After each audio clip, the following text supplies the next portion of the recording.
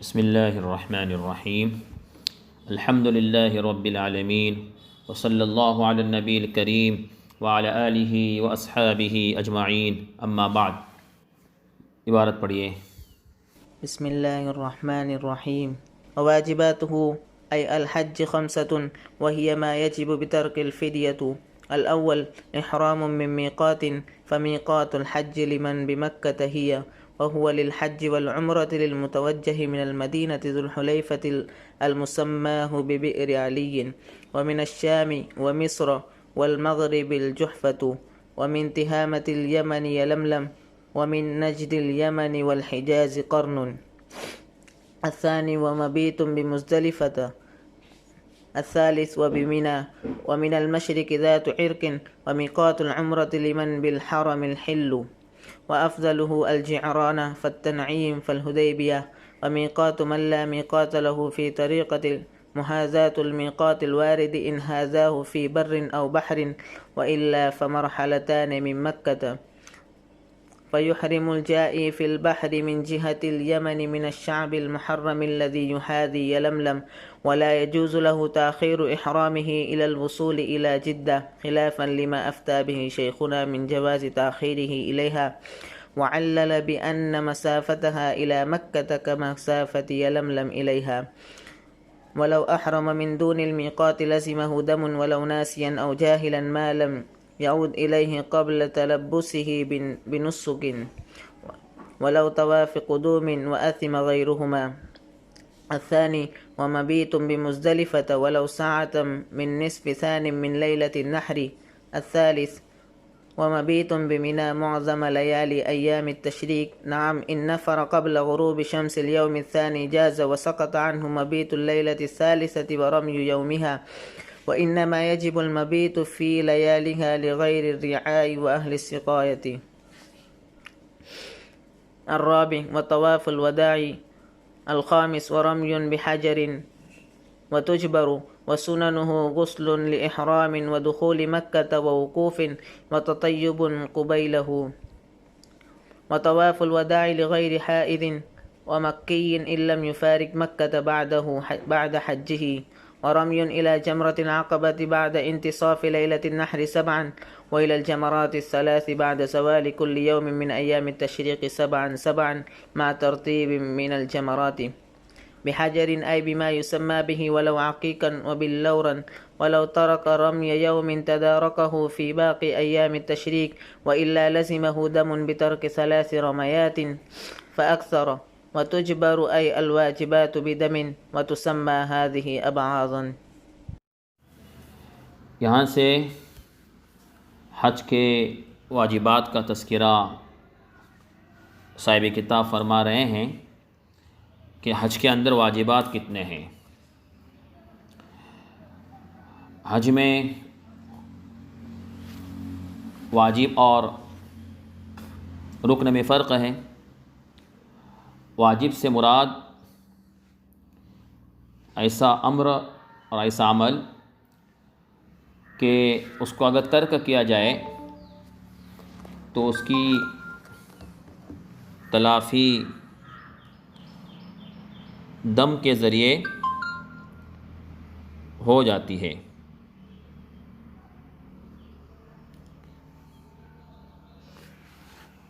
اور رکن وہ ہے جس کی تلافی دم سے نہیں ہوتی۔ تو حج کے واجبات 5 ہیں۔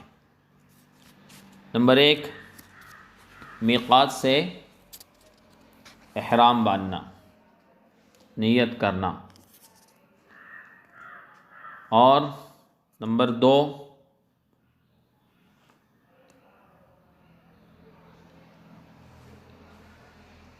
مزدلفہ میں یوم النحر کی نصف رات گزرنے کے بعد والے حصے میں کچھ حصہ گزارنا۔ نمبر 3 ایام تشریق کی راتوں کا اکثر حصہ مینا میں گزارنا۔ اور نمبر 5 طواف وداع،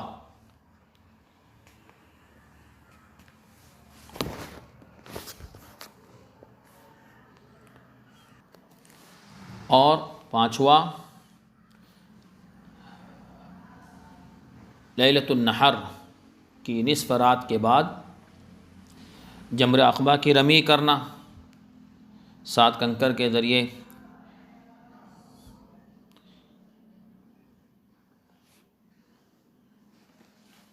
تو یہ 5 ارکان ہیں.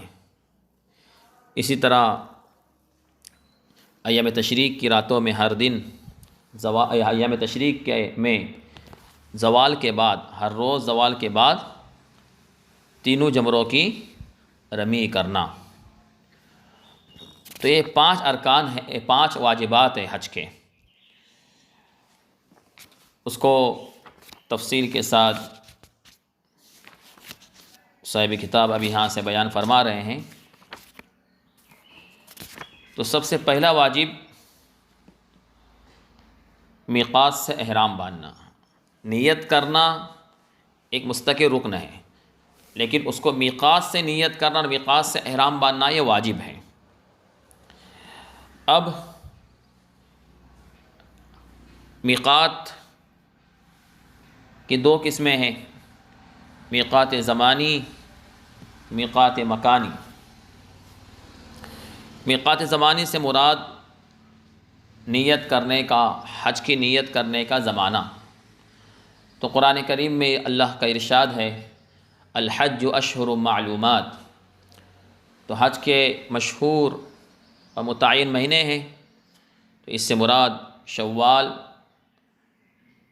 ذی القعدہ اور ذی الحجہ کے 10 روز یہ میقات زمانی ہیں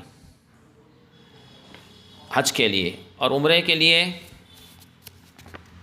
احرام کا زمانہ، نیت کا زمانہ پورا سال ہے، سوائے ان ایام کے جس میں حاجی مینا میں ایام تشریق کی رمی کے لیے مقیم ہوتا ہے، وہ ایک استثنائی صورت ہے. یہ میقات زمانی ہے. اور میقات مکانی یہ ہر ملک اور ہر علاقے والوں کے لیے الگ الگ ہیں. تو فمیقات الحج لمن بمکہ ہی، جو حضرات مکی ہیں، مکہ سے حج کرنا چاہ رہے ہیں، تو ان کے لیے میقات ہی مکہ ہی ہے. اور یہ مکہ ان کے لیے میقات وہو للحج والعمرتی.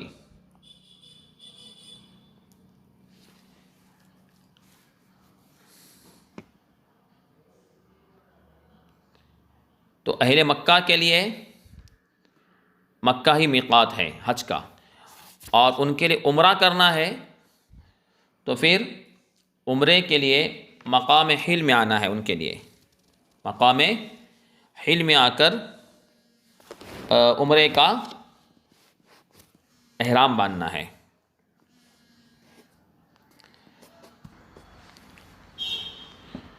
وهو للحج والعمرة للمتوجه من المدینہ ذو الحلیفہ المسمات ببئر علی. اور حج اور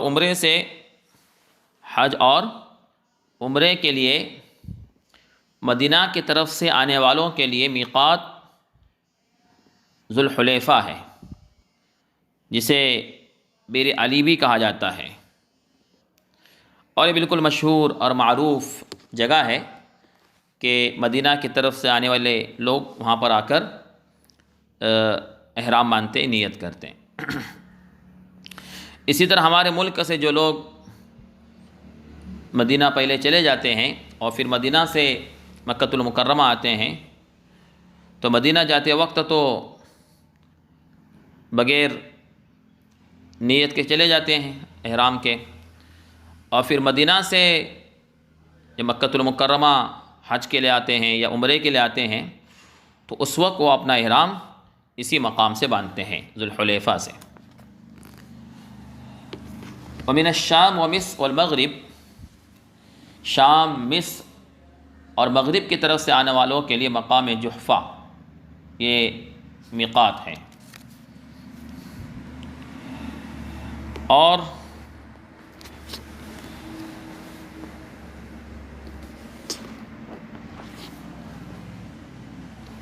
تہامۃ الیمن سے آنے والوں کے لیے یلملم ہے، اور ہندوستان کی طرف سے جانے والوں کے لیے بھی میقات یلملم ہی ہے۔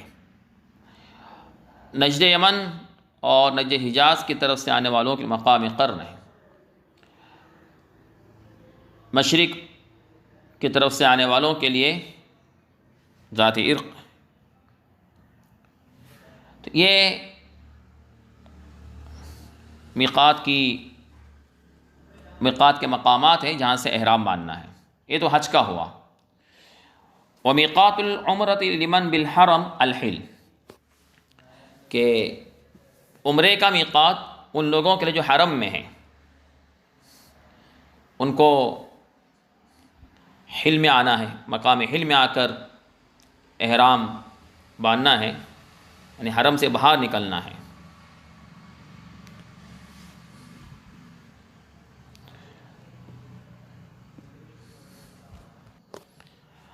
اور حل میں آ کر عمرے کا احرام باندھنے کے لیے جو جگہ ہیں، اس میں سب سے افضل جگہ اور سب سے افضل میقات مقام جعرانہ ہے، اس کے بعد پھر تنعیم ہے، پھر حدیبیہ ہے۔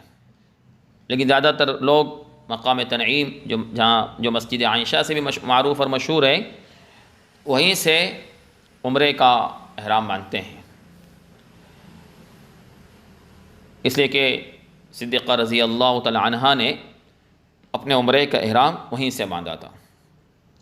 بعض اہل علم کے نزدیک، ائمہ اربعہ کے علاوہ بعض اہل علم کے نزدیک مقام تنعیم سے عمرے کا احرام باندھنا درست نہیں ہے، اس لیے کہ ان حضرات کے نزدیک یہ میقات صرف حضرت عائشہ رضی اللہ تعالی عنہا کے ساتھ خاص ہے، ان کے ساتھ اس کو خاص مانتے ہیں۔ تو یہ عمرے کا میقات ہے ان لوگوں کے لیے جو حرم میں موجود ہے، اور باقی حرم کے علاوہ جو حضرات ہیں، کسی ملک سے آ رہے ہیں، تو ان کے لیے ما قبل کے میں جو میقات گزرے ہیں وہ وللحج والعمرۃ، حج اور عمرہ دونوں کے لیے وہی میقات ہیں۔ اگلی عبارت میں اس شخص کے لیے جس کے راستے میں کوئی میقات نہ ہو، اس کو احرام کہاں سے باندھنا ہے، یہ مسئلہ بتایا جا رہا ہے۔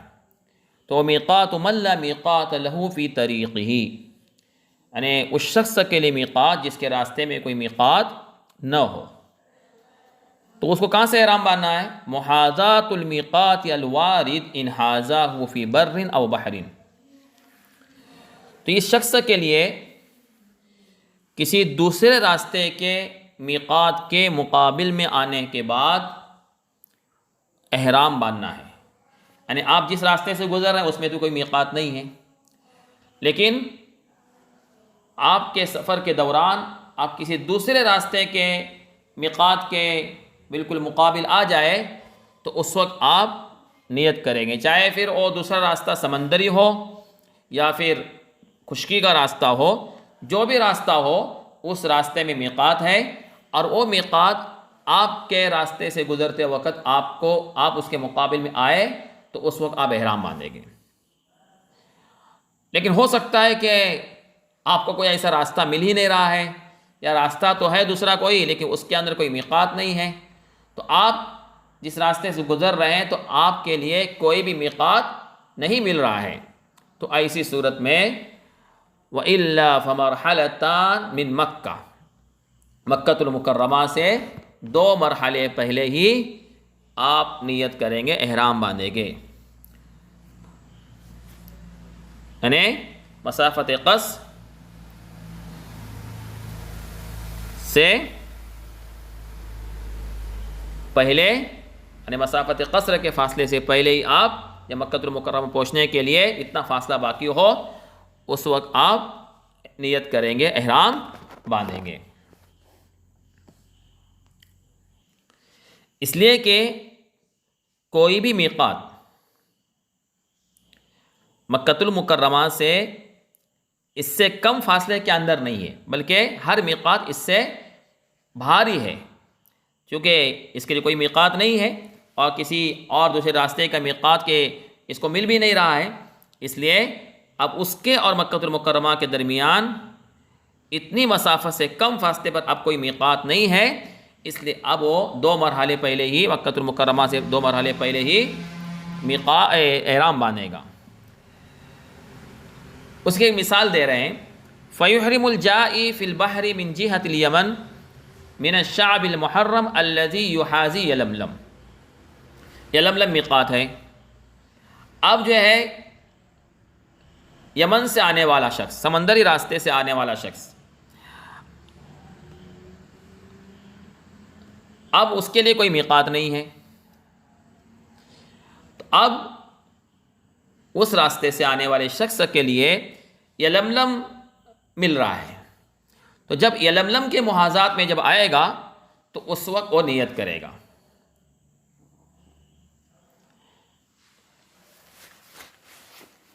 اس لیے کہ اس کو یلملم مل رہا ہے، لہذا جب اس کے محاذات میں آئے گا تو وہاں سے وہ نیت کرے گا، احرام باندھے گا۔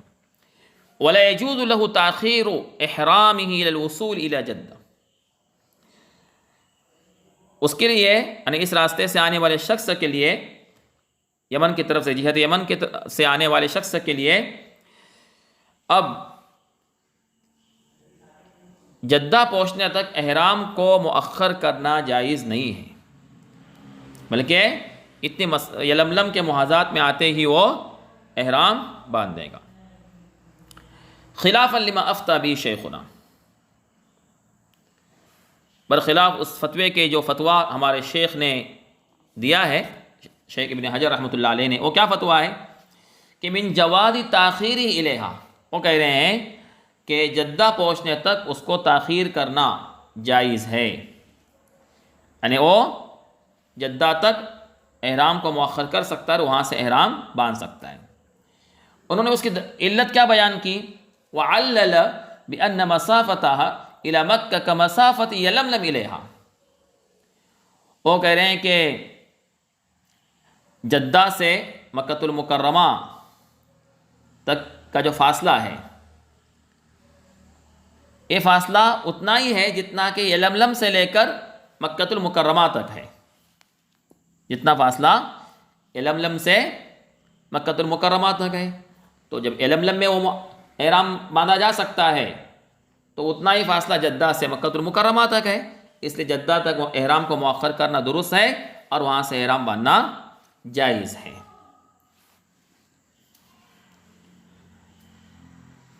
وَلَوْ أَحْرَمَ مِن دُونِ الْمِيقَاتِ لَزِمَهُ دَمٌ،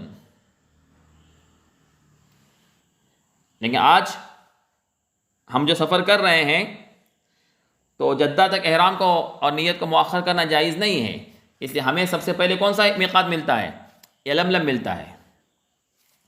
وَلَوْ أَحْرَمَ مِن دُونِ الْمِيقَاتِ لَزِمَهُ دَمٌ، اگر کسی نے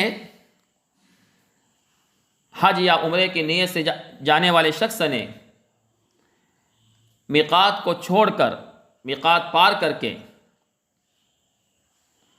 احرام باندھا، یعنی میقات سے گزرتے ہوئے اس نے احرام نہیں باندھا تھا، نیت نہیں کی تھی، تو چونکہ پہلا حج کا واجبات میں سے سب سے پہلا یہی ہے میقات سے احرام باندھنا، تو چونکہ اس نے ایک واجب کو ترک کر دیا، لزمہ دمن، اس پر دم لازم ہوگا۔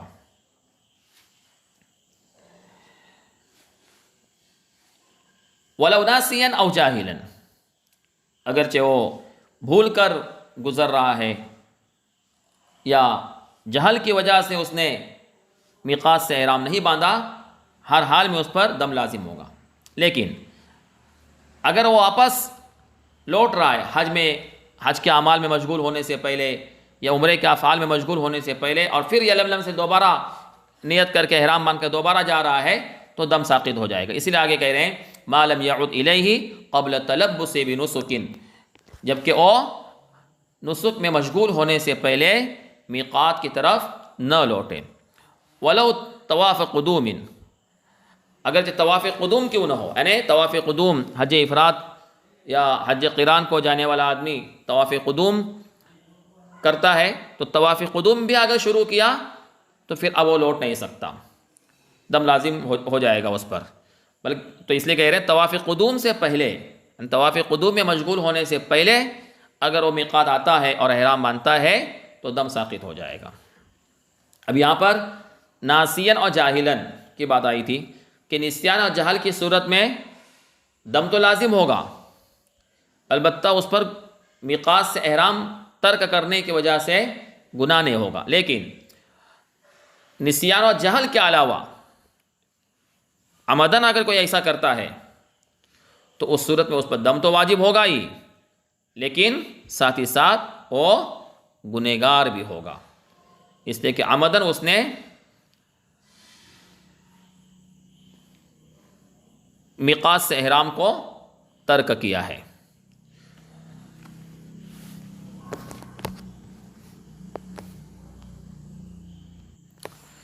واجبات میں دوسرا واجب مزدلفہ کے اندر رات گزارنا۔ یہ 9 تاریخ کو وقوف عرفہ کے بعد جو 10 ذی الحجہ کی رات آتی ہے، اس رات کو یوم النحر جسے کہتے ہیں، یعنی لیلۃ النحر کو مبیت مزدلفہ میں گزارنا ہے۔ لیکن یہ کون سا حصہ گزارنا ہے؟ نصف لیل کے بعد، یعنی نصف ثانی، رات کا جو دوسرا پہر ہے، دوسرا حصہ ہے، اس حصے میں مزدلفہ میں حاضر ہونا ہے۔ اگرچہ وہاں پر آپ کچھ دیر کے لیے کیوں نہ رکے، 1 ساعت کچھ دیر کے لیے کیوں نہ رکے، تب بھی آپ کا یہ واجب مکمل ہو جائے گا۔ لیکن نصف ثانی میں اگر آپ ابتدائی رات میں رکے اور اس نصف لیل سے پہلے اگر آپ وہاں سے نکل گئے تو پھر مبیت مزدلفہ یہ واقع نہیں ہوگا۔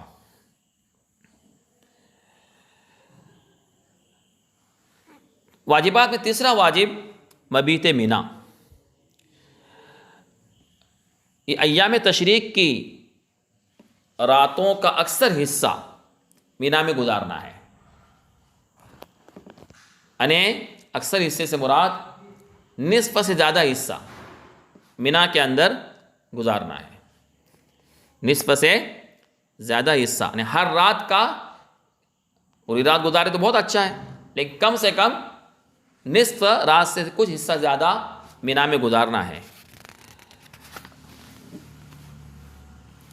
بعض مرتبہ لوگ مکۃ المکرمہ 10 تاریخ کو طواف کے لیے چلے جاتے ہیں اور واپسی میں اتنی رش ہو جاتی ہے اور اتنی بھیڑ بھاڑ ہو جاتی ہے کہ ان کو اس رات میں یعنی 11 تاریخ کی رات میں مینا پہنچنا ممکن نہیں ہوتا ہے، بالکل آخری وقت میں صبح صادق کے وقت پہنچتے ہیں، تو ان سے واجب مکمل نہیں ہوتا ہے، بلکہ ایسی صورت میں ان پر اس واجب کو ترک کرنے کی وجہ سے اگر تینوں رات ایسا ہوا ہے تو پھر دم لازم ہوگا، ورنہ پھر اس کی جو تفصیل آگے آ رہی ہے اس اعتبار سے ان پر فدیہ لازم ہو جائے گا۔ یعنی اس واجب کو اگر کوئی ترک کرے، یعنی ایام تشریق کی راتیں پوری کے پوری مینا میں نہ گزارے، یا تمام راتوں میں واجب مقدار سے کم وقت گزارے، تو اس صورت میں ایسے شخص پر بطور دم ایک بکرا ذبح کرنا لازم ہوگا۔ اور اگر کوئی شخص ایک رات کو ترک کر دے تو 1 مد یعنی 600 گرام اناج، اور 2 رات کو ترک کر دے تو پھر 2 مد 1 کلو 200 گرام اناج اس پر لازم ہوگا، اور تینوں کو چھوڑ دیا تو پھر بکرا لازم ہوگا۔ تو اکثر حصہ گزارنا ہے، یعنی نصف رات سے زیادہ۔ تو ابھی 3 راتوں کی بات آئی، لیکن نعم ان نفر قبل غروب الشمس اليوم الثانی، اگر 12 تاریخ کو کوئی آدمی غروب شمس سے پہلے ہی مینا چھوڑ رہا ہے اور مکہ آ رہا ہے تو اس کی گنجائش ہے، جاز وسقط عنہ مبیت اللیلۃ الثالثہ ورمی یومیہا، تو ایسی صورت میں اس سے 13 کی رات کو مینا میں گزارنا اور 13 کی رمی یہ اس سے ساقط ہو جائے گا، یعنی اس پر اب اس 13 کی رات کو وہاں گزارنا اور 13 کی رمی کرنا اس پر اب باقی نہیں رہے گا۔ لیکن اس کے لیے شرط وہی ہے کہ 12 کی غروب شمس سے پہلے وہ مینا کو چھوڑ دے اور مکہ آ جائے۔ اسی قرآن کریم میں اللہ کا ارشاد ہے فَمَن تَعَجَّلَ فِي يَوْمَيْنِ فَلَا إِثْمَ عَلَيْهِ، ومن تأخر فلا اسم علیہ، دونوں اختیار ہے۔ وإنما يجب المبيت في لياليها لغیر الرعاء واہل السقایا، یہ جو مبیت منا ہے یہ واجب ہے چرواہوں اور اہل سقایا کے علاوہ کے لیے، ان سے مبیت ساقط ہے، اس لیے کہ یہ معذور ہیں اپنے کاموں کی وجہ سے، اس لیے ان پر یہ حکم، یعنی یہ مبیت منا ایام تشریق کی 3 راتیں گزارنا ان پر واجب نہیں تھا۔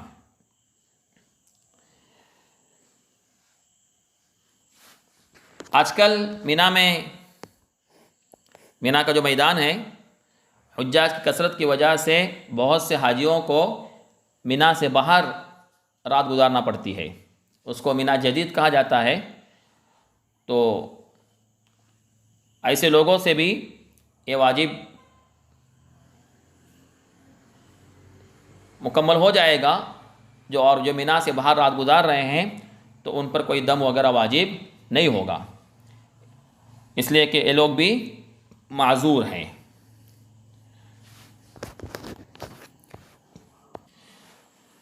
تو ان لوگوں کے لیے واجب اس لیے نہیں تھا کہ ان کے لیے منا میں رات گزارنا مشکل تھا، منا کے اندر جانوروں کو لانا اور اپنے کام کو چھوڑ کر منا کے اندر آنا یہ بہت مشکل کام تھا، اس لیے ان پر مبیت منا واجب نہیں ہے۔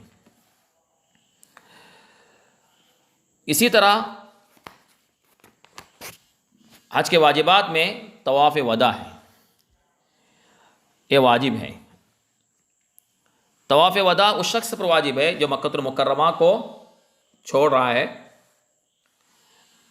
لیکن یہ حائضہ اور اس مکی شخص پر واجب نہیں ہے جو حج کے بعد مکہ المکرمہ سے کہیں نہیں جا رہا ہے، یعنی وہ مکہ المکرمہ کے اندر ہی اقامت اختیار کر رہا ہے، تو اس پر یہ واجب نہیں ہے۔ اگر کوئی مکی شخص ہے اور وہ حج کے بعد مکہ المکرمہ کو چھوڑ رہا ہے، وہاں سے کہیں سفر کر رہا ہے، تو ایسی صورت میں بھی طواف وداع اس پر واجب ہوگا۔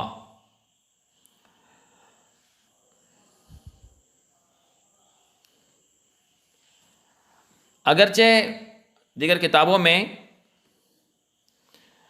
طواف وداع کو حج کے واجبات میں شامل نہیں کیا ہے، اور معتمد قول یہی ہے کہ یہ مستقل واجب ہے۔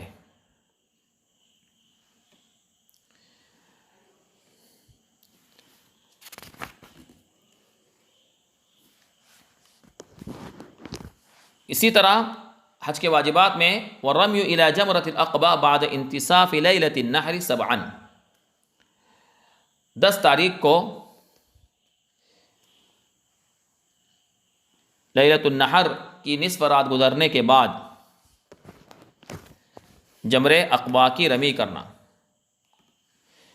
جمرہ عقبہ کی رمی کرنا 10 تاریخ کو 3 کام ہیں، اس میں سے ایک جمرہ عقبہ کی رمی، دوسرا حلق اور تیسرا طواف۔ ان 3 کاموں میں سے 2 کام ہو جائے تو پھر تحلل اول حاصل ہوتا ہے، اور تینوں کام ہو جائے تو پھر تحلل ثانی بھی حاصل ہوتا ہے، یعنی حاجی محرمات احرام سے کی ممانعات سے بالکل فارغ ہو جاتا ہے، یعنی اس پر کوئی چیز حرام نہیں رہتی ہے۔ تو 7 کنکریاں مارنا ہے، 7۔ اسی طرح وَإِلَى الْجَمْرَاتِ الثَّلَاثِ بَعْدَ زَوَالِ كُلِّ يَوْمٍ مِّنْ أَيَّامِ التَّشْرِيقِ سَبْعًا مَعَ تَرْتِيبٍ بَيْنَ الْجَمْرَاتِ بِحَجَرٍ أي بما يسمى به۔ اسی طرح 11، 12، 13 کو زوال شمس کے بعد، دن میں زوال شمس کے بعد ان تینوں جمرات کی رمی کرنی ہے، ہر جمرے کو 7 کنکریاں مارنی ہے، اور جمرات کے درمیان ترتیب کوئی برقرار رکھنا ہے، سب سے پہلے جمرہ اولا، پھر جمرہ وسطیٰ، اور پھر اخیر میں چل کر عقبہ ہے۔ تو یہ ترتیب جو ہے مکانی ترتیب ہے، یعنی جس مکان پر جو جمرات ہے اس ترتیب سے رمی کرنی ہے۔ ایک ترتیب زمانی بھی ہے، یعنی 12 کی رمی 11 کو نہیں کرنا ہے، 11 کی 11 کو، پھر 12 کو، پھر 13 کو. اور ایک ترتیب جو ہے بدنی بھی ہے، یعنی اگر آپ کسی کی طرف سے رمی کر رہے نائب بن کر، تو سب سے پہلے آپ کو اپنی رمی کرنی ہے، پھر دوسرے کی رمی کرنی ہے. اس کو بدنی ترتیب کہتے ہیں. تو کنکر مارنا ہے. رمی کس سے کرنی ہے؟ کنکر سے، ایسے چیز سے جس کو کنکر کہا جاتا ہے، اگرچہ وہ عقیق کا کیوں نہ ہو اور بلور کا کیوں نہ ہو. بلور ایک کنکر کی قسم ہے. اگر کسی شخص نے کسی دن کی رمی کو ترک کیا، 11 کی رمی کو ترک کیا، تدارکہ فی باقی ایام تشریق، تو ایام تشریق کے باقی جو ایام ہیں 12 کو کرے، 11 کی رمی 12 کو کرے، 12 کی 13 کو کرے، گنجائش ہے اور یہ ادا بھی ہو جائے گی.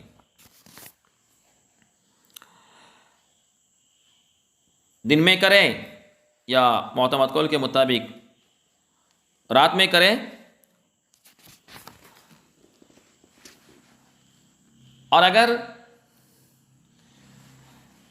اس نے رمی نہیں کی 13 تاریخ تک، یعنی اگر 11 کی رمی کو چھوڑ دیا اور ایام تشریق کے باقی ایام میں بھی اس نے اس کا تدارک نہیں کیا، یا تو کیا ہی نہیں مطلقاً یا ایام تشریق کی بات کر رہا ہے، تو پھر اس پر دم لازم ہوگا. اور دم کی تفصیل ابھی پیچھے گزری. واجب کے ترک کرنے پر، یعنی مبیت مینا کے ترک کرنے پر جو دم ہے وہ یہاں پر بھی ہے کہ اگر کسی جمرے کی رمی کو مکمل طور پر ترک کرے تب بھی دم لازم ہوگا. اسی طرح بترک ثلاث رمیات فاکثر، کم سے کم 3 مرتبہ مارنا، 3 کنکر کو مارنا، اس کو اگر کوئی ترک کرے کم سے کم یا اس سے زیادہ، تو پھر اس پر دم لازم ہوگا.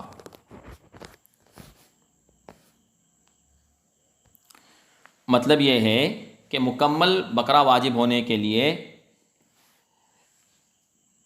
3 مرتبہ، 7 مرتبہ میں سے 3 مرتبہ یا اس سے زیادہ 4 یا 5 مرتبہ اگر کسی نے مکمل چھوڑا تو بدرجہ اولا، کم سے کم 3 یا اس سے زیادہ مرتبہ اگر کنکر مارنے کو چھوڑ دیا کسی نے تو اس پر دم لازم ہوگا. اس لیے کہ 3 سے کم اگر عدد چھوڑا ہے، مثال کے طور پر کسی نے 6 کنکر مارا اور 7واں چھوڑ دیا تو اس پر 1 مد لازم ہوگا. اور اگر 2 چھوڑا 2 مرتبہ مارنے کو تو اس پر پھر 2 مد لازم ہوں گے. تو یہ جو یہاں صاحب کتاب نے عبارت نقل کی ہے کہ بترک ثلاث رمیات فاکثر، تو یہ صورت اس وقت بنے گی عام طور پر کہ وہ ایام تشریق کے آخری دن کے، ایام تشریق میں آخری دن میں شکل بن سکتی ہے، اور آخری جمرے کی، جمرے عقبہ کی، اس لیے کہ اس سے پہلے اگر چھوڑا ہے، مثلا جمرے اولا کی چھوڑا ہے تو جمرے ثانیہ سے اس کی تلافی ہو جائے گی. یا مان کے چلیے 12 تاریخ کو چھوڑا تھا تو 13 تاریخ کی رمی سے اس کی تلافی ہوگی، تو باقی جو رہے گا وہ آخر کا ہی رہ سکتا ہے، اس لیے کہ اس سے پہلے اگر چھوڑ دیا ہے تو بعد والے سے اس کی تلافی ہوگی. تو آخری دن، آخری رمی میں، آخری جمرے کی رمی کرتے وقت 3 یا اس سے زیادہ مرتبہ کنکر مارنے کو کسی نے چھوڑ دیا تو اس پر دم لازم ہوگا. اس سے کم چھوڑا ہے 1 مرتبہ یا 2 مرتبہ تو پھر مد کی شکل بنے گی. اور تجبر الواجبات بدمین، اور یہ جو واجبات ہیں ان کی ترک پر دم سے ان کی تلافی ہو جاتی ہے. وہ تو سب محاذ ہی ابعاذن، اسی لیے ان کو ابعاذ بھی کہا جاتا ہے، حقیقت میں نہیں مجاز کے طور پر، اس لیے کہ سنن ابعاذ جو ہوتے ہیں جس طرح ان کی تلافی ہو جاتی ہے سجدہ سہو کے ذریعے، ویسے یہاں پر بھی واجبات کی تلافی دم سے ہو رہی ہے. اس اعتبار سے صرف ان کو ابعاذ کہا جا رہا ہے. اللہ عالم بالصواب.